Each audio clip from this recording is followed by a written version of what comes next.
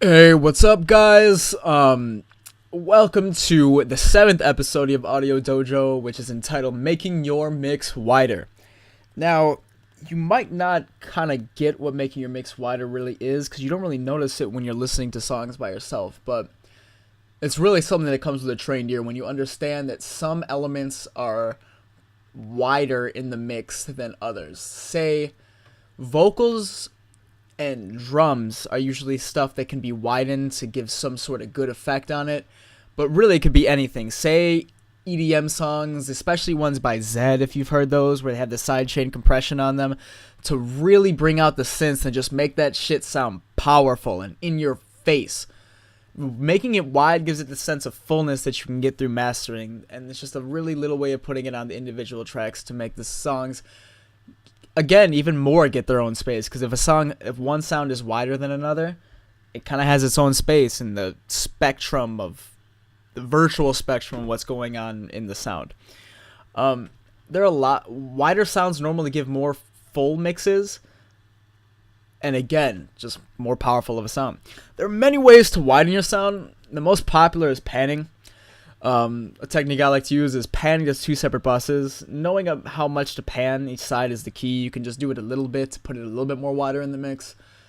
Doing it a lot, put it a lot wider in the mix, but you'll learn pretty quick that if you do it a little bit too much, it sounds not natural. No normal songs have it super panned to one side because you don't want your mix to sound lopsided. Again, doing too much panning to one side will make your mix sound uneven instead of full.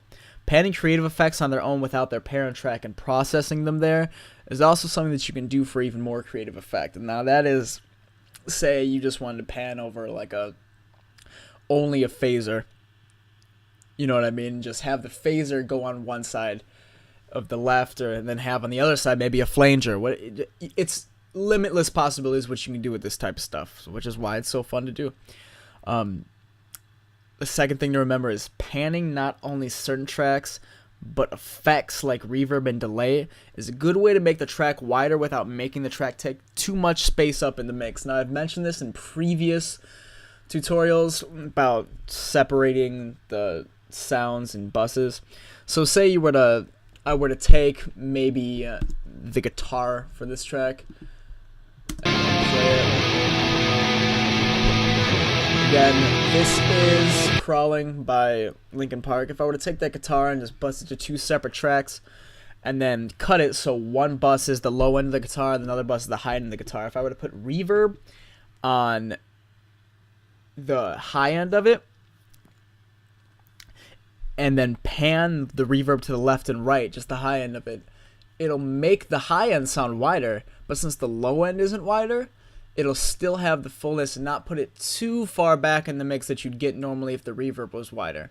That's really a combination, kind of more of an advanced technique about putting the reverb and buses together and then splitting the frequencies together. So if you guys have any questions about that, I'll be happy to help you on your specific song if you want to message me about it. Other effects, again, like I mentioned earlier, can be used like this, like phasers and flangers. Definitely interesting effects on it. I think the most popular genre that does that is a lot of EDM stuff, more specifically drum and bass. If you ever listen to guys like Spore, Netsky, all those type of stuff, like anything where they have really intricate basses, usually have something like this going on to make it wider, but not make it send too far back in the mix. So I definitely recommend listening to Spore if you want to hear this technique in action.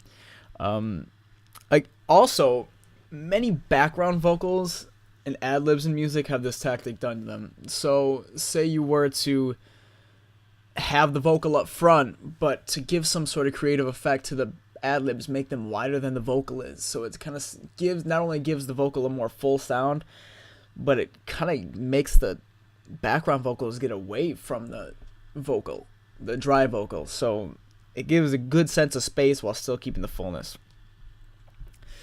The third thing to remember is that widening should be done on each individual track to keep some tracks relatively more wide than others, like I was talking about before.